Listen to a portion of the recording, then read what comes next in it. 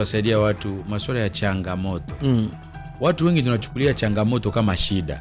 Kuna tofauti kubwa kati ya changamoto na shida. Sawa. Shida ni wakati wewe hutaki kukubali changamoto. Ndio inakuwa shida. Kwa sababu mtihani sio shida, ni kipimo cha akili. Ukiita mtihani shida, ina maana wewe umefeli.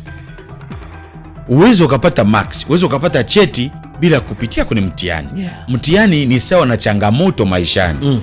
Na mtihani, uwezo ukapewa mtihani bila kujifunza. Siku moja ya maisha ni siku ya kuandaa kesho yake. Ina maana tuishi siku nyingi, tunaishi siku moja tukiandaa kesho.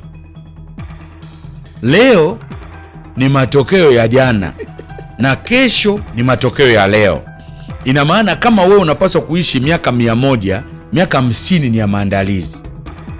Ndio maana maisha hasa inabidi uanze kuyaishi vyema baada ya kustaafu. Bahati mbaya watu wengi akistaafu anazoofika na kufa. Ina maana alifikiri kwamba maisha ya kwenda kufanya kazi serikalini ama kwenye ofisi ndio maisha yake. Hiyo ni ajira. Unafanya hivyo kwa ajili ya survival.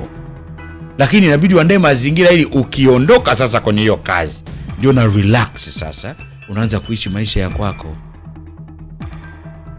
Get that?